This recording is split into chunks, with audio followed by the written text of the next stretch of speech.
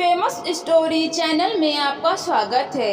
आइए आज हम आपको सुनाते हैं किशोरी लाल गोस्वामी की बेहद ही मशहूर कहानी इंदुमती, जो हिंदी साहित्य की सर्वप्रथम पहली रचना है, जो बेहद ही मशहूर है। तो आइए हम कहानी की शुरुआत करते हैं। इंदुमती अपने बूढ़े पिता के साथ विंध्याचल के घने जंगल में रहती थी। जब से उसके पिता वहाँ पर कुटी बनाकर रहने लगे, तब से वो बराबर उन्हीं के साथ रही। न जंगल के बाहर निकली, न किसी दूसरे का मुख देख सकी। उसकी अवस्था 4-5 वर्ष की थी जबकि उसकी माता का परलोकवास हुआ और जब उसके पिता उसे लेकर वनवासी हुए। जब से वो समझने योग्य हुई, तब से नाना प्रकार के वनैले पशु पक्षियों, वृक्षावलियों और गंगा की धारा के अतिरिक्त यह नहीं जानती थी कि संसार व संसारी सुख क्या है और उसमें कैसे कैसे विचित्र पदार्थ भरे पड़े हैं। फूलों को बीन बीन कर माला बनाना, हरिणों के संग कलोल करना, दिन भर वन वन घूमना और पक्षियों का गाना सुनना, बस यही उसका काम था। वो ये भी नहीं जानती थी कि मेरे बूढ़े पिता के अतिरिक्त और भी कोई मनुष्य संसार में है। एक दिन वो नदी में अपनी परछाई देखकर बड़ी मोहित हुई, पर जब उसने जाना कि यह मेरी परछाई है, तब बहुत लज्जित हुई। यहाँ तक कि उस दिन से फिर कभी उसने नदी में अपना मुख नहीं निहारा। गर्मी की ऋतु, दोपहर का समय, जबकि उसके पिता अपनी कुटी में बैठे हुए गीता की पुस्तक देख रहे थे, वो नदी किनारे पेड़ों की ठंडी छाया में घूमती, फूलों को तोड़ तोड़ नदी में बहाती हुई कुछ दूर निकल गई थी कि एकाएक चौंक कर खड़ी हुई। उसने एक ऐसी वस्तु देखी जिसका उसे स्वप्न में भी ध्यान न था और जिसके देखने से उसके आश्चर्य का कोई ठिकाना न रहा। उसने क्या देखा कि एक बहुत ही सुंदर 20-22 वर्ष का युवक नदी के किनारे पेड़ की छाया में घास पर पड़ा सो रहा है। इंदुमती ने आज तक बूढ़े पिता को छोड़ किसी दूसरे मनुष्य की सूरत तक नहीं देखी थी। वो अभी तक यही सोची हुई थी कि यदि संसार में और भी मनुष्य होंगे तो वे भी मेरे पिता की भांति ही होंगे और उनकी भी दाढ़ी मूछें पकी हुई होंगी। उसने जब अच्छी तरह आंखें फाड़ फाड़ कर उस परम सुंदर युवक को देखा, तो उसने मन में निश्चय किया कि मनुष्य तो ऐसा होता नहीं, हो न हो या कोई देवता होंगे, क्योंकि मेरे पिता जब देवताओं की कहानी सुनाते हैं तो उनके ऐसे ही रूप रंग बदलाते हैं। यह सोचकर वह मन में कुछ डरी और कुछ दूर पेड़ की ओट में खड़ी टकटकी बांध उस युवक को देखने लगी। मारे डर के युवक के पास तक न गई और उसकी सुंदरता से मोहित हो कुटी की ओर भी अपना पैर न बढ़ा सकी। यूं ही घंटे बीत गए, पर इंदुमती को ना जान पड़ा कि मैं कितनी देर से खड़ी खड़ी से निहार रही हूँ। बहुत देर पीछे वह अपना जी कड़ा करके वृक्ष की ओट से निकल युवक के आगे बढ़ी। 2 ही 4 डग चली होगी कि एकाएक युवक की नींद खुल गई और उसने अपने सामने एक परम सुंदरी देवी मूर्ति को देखा, जिसके देखने से उसके आश्चर्य की सीमा न रही। मन ही मन सोचने लगा, इस भयानक घनघोर जंगल में ऐसी मनमोहिनी परम सुंदरी स्त्री कहाँ से आई?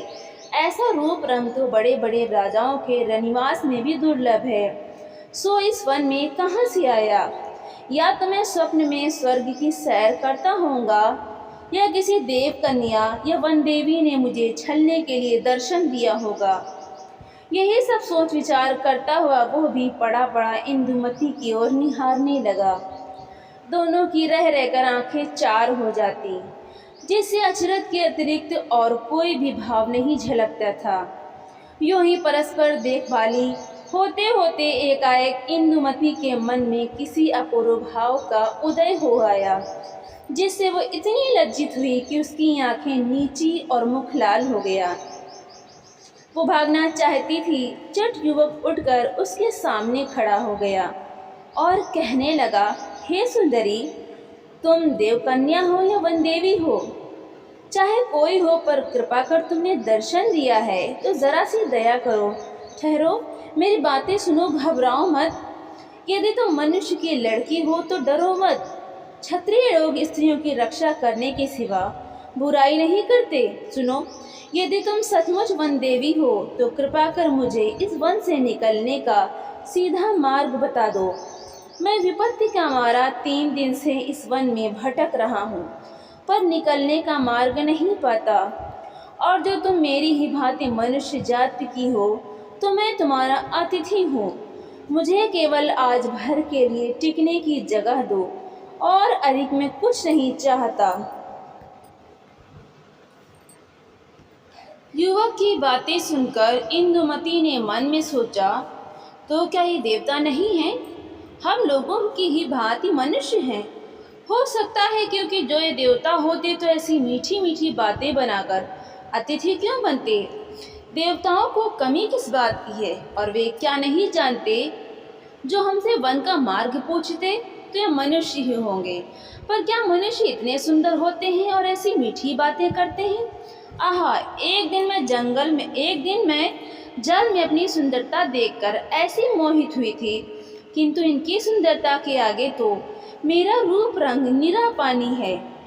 इस तरह सोचते विचारते उसने अपना सिर ऊंचा किया और देखा कि युवक अपनी बात का उत्तर पाने के लिए सामने एकटक लगा खड़ा है।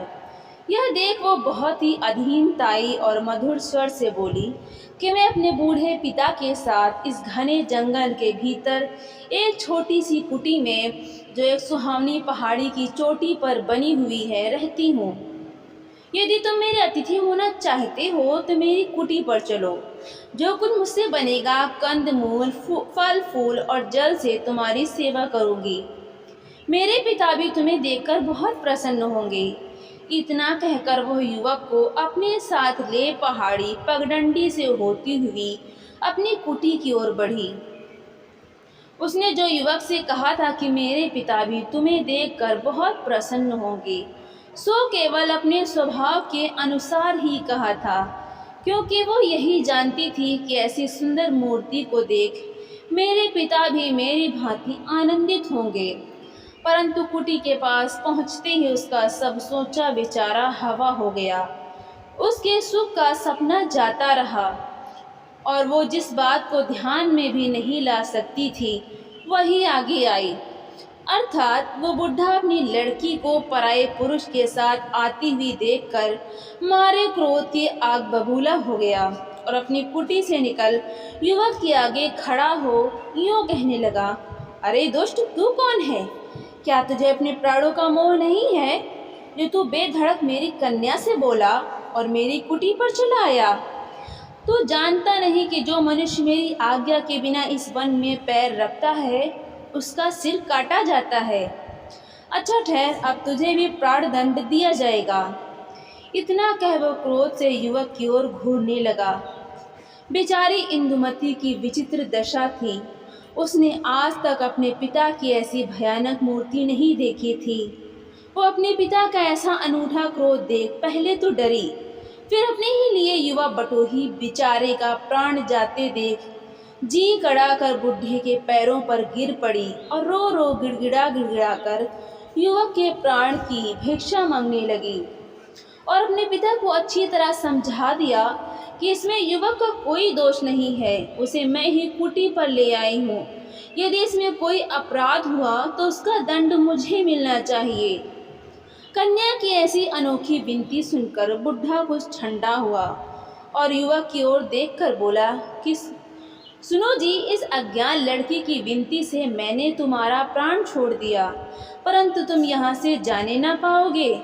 कैदी की तरह जन्म भर तुम्हें यहाँ रहकर हमारी गुलामी करनी पड़ेगी और जो भागने का मंसूबा बांधोगे तो तुरंत मारे जाओगे। इतना कहकर जोर से बूढ़े ने सीटी बजाई, जिसकी आवाज़ दूर दूर तक वन में गूंजने लगी और देखते देखते 20-25 आदमी हट्टे कट्टे यमदूत की सूरत हाथ में ढाल तलवार लिए बुढ़े के सामने आ खड़े हुए। उन्हें देखकर उसने कहा, सुनो वीरों, इस युवक को अंगुली से दिखाकर आज से मैंने अपना बंधुआ बनाया है। तुम लोग इस पर ताक लगाए रखना जिससे यह भागने न पावे और इसकी तलवार ले लो, बस जाओ। इतना सुनते ही वे सब के सब युवक से तलवार छीन सिर झुकाकर चले गए। पर इस नए तमाशे को देख इंदुमती के होशो हवास उड़ गए।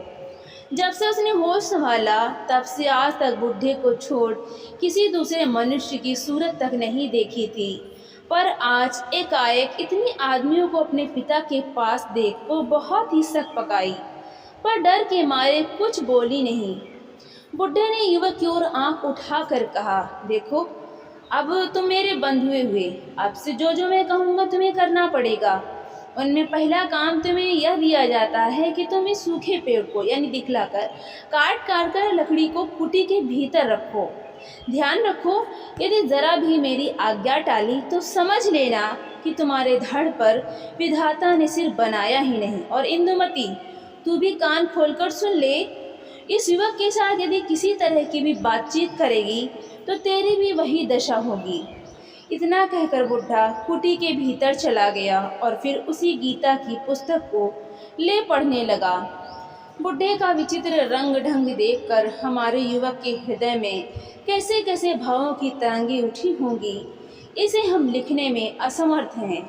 पर हाँ, इतना तो उसने अवश्य निश्चय किया होगा कि यदि सचमुच यह सुंदरी इस बुढ़े की लड़की हो तो विधाता ने पत्थर से नवनीत पैदा किया है। निदान बेचारा युवक अपने भाग्य पर भरोसा रखकर कुल्हाड़ा हाथ में ले पेड़ काटने लगा और इंदुमती पास ही खड़ी खड़ी टकटकी लगाए उसे देखने लगी।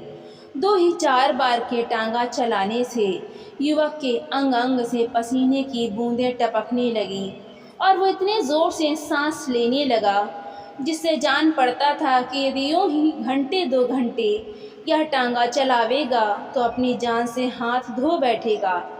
उसकी ऐसी दशा देखकर इंदुमती ने उसके लिए फल और जल ला आंखों में आंसू भर कर कहा, सुनो जी, ठहर जाओ, देखो यह फल और जल मैं लाई हूँ, इसे खा लो, ज़रा ठंडे हो लो, फिर काटना, छोड़ो, मान जाओ। युवक ने उसकी प्रेम भरी बातों को सुनकर कहा, सुंदरी, मैं सच कहता हूँ कि तुम्हारा मुंह देखने से मुझे इस परिश्रम का कष्ट जरा भी नहीं व्यापता। यदि तुम यूं ही मेरे सामने खड़ी रही तो मैं बिना अन्न जल के सारे संसार के पेड़ काट कर रख दूँ। और सुनो तो सही, अपने पिता की बातें याद करो, क्यों नाहक मेरे लिए अपने प्राण संकट में डालती हो। यदि वे सुन लेंगे तो क्या होगा, और मैं जो सुस्ताने लगूंगा तो लकड़ी कौन काटेगा। जब वे देखेंगे कि पेड़ नहीं कटा तो कैसे उपद्रव करेंगे। इसलिए हे सुशीले, मुझे मेरे भाग्य पर छोड़ दो। युवक की ऐसी करुणा भरी बातें सुनकर इंदुमती की आंखों से आंसू बहने लगे। उसने बरजोरी युवक के हाथ से कुठार ले लिया और कहा, भाई चाहे कुछ भी हो पर ज़रा तो ठहर जाओ, मेरे कहने से मेरे लाए हुए फल खाकर ज़रा दम ले लो, तब तक तुम्हारे बदले मैं लकड़ी काटती हूँ। युवक ने बहुत समझाया पर वह ना मानी और अपने सुकुमार हाथों से कुठार उठाकर पेड़ पर मारने लगी। युवक ने जल्दी जल्दी उसके बहुत कहने से कई एक फल खाकर 2 घूंट जल पिया। इतने ही में हाथ में नंगी तलवार लिए बुढ़ा कुटी से निकलकर युवक से बोला, क्यों रे नीच, तेरी इतनी बड़ी सामर्थ कि आप तो बैठा बैठा सुस्ता रहा है और मेरी लड़की से पेड़ कटवाता है। रह, अभी तेरा सिर काटता हूँ। फिर इंदुमती की ओर घूम कर बोला, क्यों रे ढीठ, तैने मेरे मना करने पर भी इस दुष्ट से बातचीत की। रह जा, तेरा भी वध करता हूँ। बूढ़े की बातें सुन युवक उसके पैरों पर गिर पड़ा और कहने लगा, महाशय, इस बिचारी का कोई अपराध नहीं है, इसे छोड़ दीजिए, जो कुछ दंड देना है वो मुझे दीजिए। इंदुमती भी उसके पैर पर गिरकर कहने लगी, नहीं नहीं, इसका कोई दोष नहीं है, मैंने बरजोरी इससे कुठार ले ली थी, इसलिए हे पिता, अपराधिनी मैं हूँ, मुझे दंड दे दीजिए, इन्हें छोड़ दीजिए। उन दोनों की ऐसी बातें सुनकर बूढ़े ने कहा, अच्छा, आज तो मैं तुम दोनों को छोड़े देता हूँ, पर देखो फिर मेरी बातों का ध्यान न रखोगे तो मारे जाओगे। इतना कह बुढ़ा कुटी में चला गया और वे दोनों एक दूसरे का मुंह देखने लगे। इंदुमती बोली कि घबराओ मत, मेरे रहते तुम्हारा बाल भी बांका ना होगा। और युवक ने कहा, प्यारी क्यों व्यर्थ मेरे लिए कष्ट सहती हो, जाओ कुटी में जाओ। पर इंदुमती उसके मुंह की ओर उदास हो देखने लगी और वो कुठार उठाकर पेड़ काटने लगा। इतने ही में फिर बाहर आकर बुढ़ा बोला, ओ छोकरे, संध्या भाई अब रहने दे, पर देख कल दिन भर में जो सारा पेड़ ना काट डाला तो देखियो मैं क्या करता हूँ। और सुनती है री इंदुमती, इसे कुटी में ले जाकर सड़े गले फल खाने को और गंदला पानी पीने को दे, परंतु सावधान, मुंह से एक अक्षर बिना निकलने पावे। और सुन बे लड़के, खबरदार, जो इसे कुछ भी बातचीत की तो जीता ना छोड़ूंगा। यह कहकर बुड्ढा पहाड़ी पगडंडी से गंगा तट की ओर उतरने लगा और उसके जाने पर इंदुमती मुस्कुराकर युवा का हाथ थामे हुए कुटी के भीतर गई और वहां जाकर उसने पिता की आज्ञा को मेट कर सड़े गले फल और गंदले पानी के बदले अच्छे अच्छे मीठे फल और सुंदर साफ पानी युवक को दिया। और युवक के बहुत आग्रह करने पर दोनों ने साथ ही साथ फलाहार किया। फिर दोनों बूढ़े के आने में देर समझ बाहर चांदनी में एक साथ ही चट्टान पर बैठकर बातें करने लगे। आधी रात जा चुकी थी।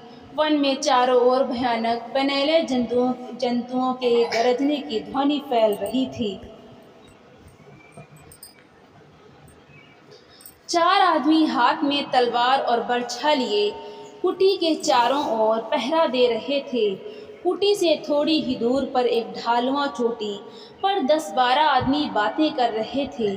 चलिए पाठक, देखें ये लोग क्या बातें करते हैं। आहा, ये देखिए, इंदुमती का पिता एक चटाई पर बैठा है और सामने 10-12 आदमी हाथ बांधे जमीन पर बैठे हैं।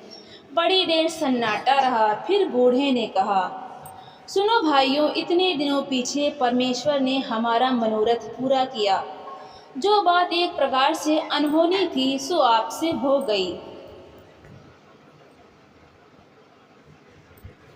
यह परमेश्वर ने ही किया, नहीं तो बेचारी इंदुमती का बेड़ा पार कैसे लगा।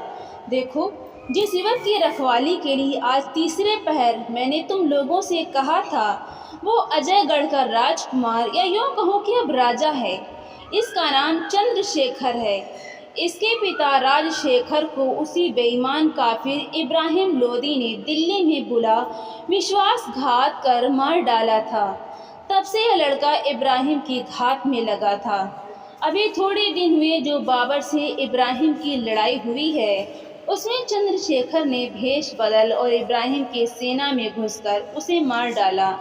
यह बात कहीं एक सेनापति ने देख ली और उसने चंद्रशेखर का पीछा किया। निदान यह भागा और कई दिन पीछे उसे द्वंद्व युद्ध में मार अपने घोड़े को गवा राह भूलकर अपने राज्य की ओर ना जाकर इस ओर आया और कल मेरी कन्या का अतिथि बना। आज उसने यह सब ब्यौरा जलपान करते करते इंदुमती से कहा, जिसे मैंने आड़ में खड़े होकर सब सुना। वे दोनों एक दूसरे को जी से चाहने लगे हैं। तो इस बात के अतिरिक्त और क्या कहा जाए कि परमेश्वर ही ने इंदुमती का जोड़ा भेज दिया है और साथ ही उस दयामय ने मेरी भी प्रतिज्ञा पूरी की। इतना सुनकर सभी ने जय ध्वनि के साथ हर्ष प्रकट किया। पर बूढ़ा फिर कहने लगा, मेरी इंदुमती 16 वर्ष की हुई, अब उसे कुंवारी रखना किसी तरह उचित नहीं है। और ऐसी अवस्था में जबकि मेरी प्रतिज्ञा भी पूरी हुई और इंदुमती के योग्य सुपात्र वर भी मिला, उसने इंदुमती से प्रतिज्ञा की है कि प्यारी, मैं तुम्हें प्राण से बढ़कर चाहूँगा और दूसरा विवाह भी ना करूँगा, जिससे तुम्हें सौत की आग में ना जलना पड़े। भाइयों, देखो, स्त्री के लिए इससे बढ़कर कौन बात सुख देने वाली है। मैंने जो चंद्रशेखर को देखकर इतना क्रोध प्रकट किया था, उसका आशय यही था कि यदि दोनों में सच्चा प्रीति का अंकुर जमेगा तो दोनों का ब्याह कर दूंगा, और जो ऐसा ना हुआ तो युवक आप डर के मारे भाग जाएगा। परंतु यहाँ तो परमेश्वर को इंदुमती का भाग्य खोलना था और ऐसा ही हुआ। बस कल ही मैं दोनों का ब्याह करके हिमालय चला जाऊंगा और तुम लोग वर कन्या को उनके घर पहुंचाकर अपने अपने घर जाना। 12 वर्ष तक जो तुम लोगों ने तन मन धन से मेरी सेवा की, इसका ऋण सदा मेरे सिर पर रहेगा और जगदीश्वर इसके बदले में तुम लोगों के साथ भलाई करेगा। इतना कहकर बुढ़ा उठ खड़ा हुआ और वे लोग भी उठे। बुढ़ा कुटी की ओर घूमा और वे लोग पहाड़ी के नीचे उतर गए। आहा प्रेम तू धन्य है, जिस उन इंदुमती ने आज तक देवता की भांति अपने पिता की सेवा की और भूल कर भी आज्ञा न टाली, आज वो प्रेम के फंदे में फंसकर उसका उल्टा बर्ताव करती है। वृद्ध ने लौटकर क्या देखा कि दोनों खूंटी के पिछवाड़े चांदनी में बैठे बातें कर रहे हैं। यह देख वो प्रसन्न हुआ और खूंटी में जाकर सो रहा। पर हमारे दोनों नए प्रेमियों ने बातों ही में रात बिता दी। सवेरा होते ही युवक कुठार ले लकड़ी काटने लगा और इंदुमती सारा काम छोड़कर खड़ी खड़ी उसके मुख की ओर देखने लगी। थोड़ी ही देर में युवक के सारे शरीर से पसीना टपकने लगा और चेहरा लाल हो गया। इतने में वृद्ध ने आकर गरज कर कहा, ओ लड़की, बस पेड़ पीछे काटियो। पहले जो लकड़ियाँ काटी हैं उन्हें उठाकर खूंटी के पिछवाड़े ढेर लगा दे। इतना कहकर बुढ़ा चला गया और युवक लकड़ी उठा उठाकर खूंटी के पीछे ढेर लगाने लगा। उसका इतना परिश्रम इंदुमती से ना देखा गया और बड़े प्रेम से वो उसका हाथ थाम कर बोली, प्यारे ठहरो, बस करो, बाकी लकड़ियाँ मैं रखाती हूँ। हाय, तुम्हारा परिश्रम देखकर मेरी छाती फटी जाती है। प्यारे, तुम राजकुमार होकर आज लकड़ी काटते हो, ठहरो, तुम सुस्ता लो। युवक ने मुस्कुरा कर कहा, प्यारी सावधान, ऐसा भूल कर भी ना करना। अपने पिता का क्रोध याद करो। आपके उन्होंने तुम्हें लकड़ी उठाते या हमसे बोलते देख लिया तो सर्वनाश हो जाएगा। इतना सुनकर इंदुमती की आंखों में आंसू भर आए। वो बोली, प्यारे, मेरे पिता का तो बहुत अच्छा स्वभाव था, सो तुम्हें देखते ही एकदम से ऐसा बदल क्यों गया? वो तो ऐसे नहीं थे, अब उन्हें क्या हो गया? आज तक मैंने उन्हें कभी क्रोध करते नहीं देखा था। खैर जो होए, पर तुम ठहरो, दम ले लो, तब तक मैं इन लकड़ियों को फेंक देती हूँ। युवक ने कहा, प्यारी, क्या राक्षस होके अपनी आंखों के सामने तुम्हें लकड़ी ढोने दूंगा? हटो, ऐसा नहीं होगा। सच जानूं, तुम्हें देखने से मुझे कुछ भी कष्ट नहीं जान पड़ता। इंदुमती ने उदास होकर कहा, हाय प्यारे, तुम्हारे दुख देखकर मेरे हृदय में ऐसी वेदना होती है कि क्या कहूँ। जो तुम इसे जानते तो ऐसा ना कहते। पीछे लता मंडप में खड़े खड़े वृद्ध ने दोनों की बातें सुनकर बड़ा सुख माना और अंतिम परीक्षा करने के अभिप्राय में नंगी तलवार ले सामने आ गरज कर कहा, इंदुमती, कल से आज तक तैने मेरी सब बातों का उल्टा बर्ताव किया। फल और जल की बात याद कर और तू फिर से बात करती है। देख, अब तेरा सिर काटता हूँ। कहकर ज्यों ही वो इंदुमती की ओर बढ़ा कि चट युवक उसके पांव पकड़कर कहने लगा, आप अपने क्रोध को दूर करने के लिए मुझे मारिए। सब दोष मेरा है, मैं दंड के योग्य हूँ। यह सब तरह निरपराधनी है। मेरा सिर आपके पैरों पर है, काट लीजिए, पर मेरे सामने एक निरपराध लड़की के प्राण न लीजिए। वृद्ध ज्यों ही अपनी तलवार युवक की गर्दन पर रखना चाहता था कि इंदुमती पागल की तरह उसके चरणों पर गिर बिलक बिलक कर रोने और कहने लगी, पिता, पिता, जो मानना ही है तो पहले मेरा सिर काट लो, तो फिर पीछे जो जी में आवे सो करना। इतना सुन बुढ़े ने तलवार दूर फेंक दी और दोनों को उठा गले लगा कर कहा, बेटी इंदुमती, धीरज धर और प्रिय वत्स चंद्रशेखर, खेद दूर करो। मैंने केवल तुम सब दोनों के प्रेम की परीक्षा लेने के लिए सब प्रकार का क्रोध का भाव दिखलाया था। यदि तुम दोनों का सच्चा प्रेम न होता तो क्यों एक दूसरे के लिए जान पर खेलकर क्षमा चाहते? और सुनो, मैंने छिपकर तुम्हारी सब बातें सुनी हैं। तुमसे बढ़कर संसार में दूसरा कौन राजकुमार है जो इंदुमती के वर बनने योग्य होगा? सुनो, देवगढ़ मेरे पुरखाओं की राजधानी थी। जब इंदुमती 4 वर्ष की थी, पापी इब्राहिम ने मेरे नगर को घेर यह कहलाया कि यह तो अपनी स्त्री यानी इंदुमती की माँ को भेज दो या जंग करो। यह सुनकर मेरी आंखों में खून उतर आया और उसके दूध को मैंने निकलवा दिया। फिर क्या पूछना था, सारा नगर यवन हत्यारों के हाथ से शमशान हो गया। मेरी स्त्री ने आत्महत्या की और मैं उस यवन कुल कलंक से बदला लेने की इच्छा से 4 वर्ष की अबोध लड़की को ले इस जंगल में आकर रहने लगा। मेरे कृतज्ञ सरदारों में से 50 आदमियों ने सर्वस्व त्याग कर मेरा साथ दिया और आज तक मेरे साथ हैं। उन्हीं लोगों में से कई आदमियों को तुमने कल देखा था। बेटा चंद्रशेखर, 12 वर्ष हो गए, पर ऐसी सावधानी से मैंने इस लड़की का लालन पालन किया और इसे पढ़ाया लिखाया कि जिसका सुख तुम्हें आप आगे चलकर इसकी सुशीलता से जान पड़ेगा। और देखो, मैंने इसे ऐसे पहरे में रखा कि कल के सिवा और कभी इसने मुझे छोड़कर किसी दूसरे मनुष्य की सूरत न देखी। मैंने राजस्थान के सब राजाओं से सहायता मांगी और यह कहलाया कि जो कोई दुष्ट इब्राहिम का सिर काट लावेगा उसे अपनी लड़की ब्याह दूंगा। पर हाँ, किसी ने मेरी बात ना सुनी और सभी मुझे पागल समझकर हंसने लगे। अंत में मैंने दुखी होकर प्रतिज्ञा की कि जो कोई इब्राहिम को मारेगा उसी से इंदुमती ब्याही जाएगी, नहीं तो यह जन्म भर कुंवारी ही रहेगी। सो परमेश्वर ने तुम्हारे हृदय में बैठकर मेरी प्रतिज्ञा पूरी की। अब इंदुमती तुम्हारी हुई और आज मैं बड़े भारी बोझ को उतार कर आजन्म के लिए हल्का हो गया। इतना के बुढ़े ने सीटी बजाई और देखते देखते 50 जवान हथियारों से सजे घोड़ों पर सवार आ खड़े हुए। उनके साथ एक सजा हुआ घोड़ा चंद्रशेखर के लिए और एक सुंदर पालकी इंदुमती के लिए थी। इसी समय बुढ़े ने दोनों का विवाह कर उन वीरों के साथ विदा किया और आप हिमालय की ओर चला गया। आहा, जो इंदुमती इतने दिनों तक वन विहंगिनी थी, वो आज घर के पिंजरे में बंद होने चली। परमेश्वर की महिमा का कौन पार पा सकता है। तो दोस्तों, आपको ये कहानी कैसी लगी? लाइक करें, शेयर करें और कमेंट करके हमें ज़रूर बताएं। और ऐसी ही कहानियाँ सुनने के लिए हमारे चैनल को सब्सक्राइब करना बिल्कुल भी ना भूलें। तो मिलते हैं अगली नई कहानी।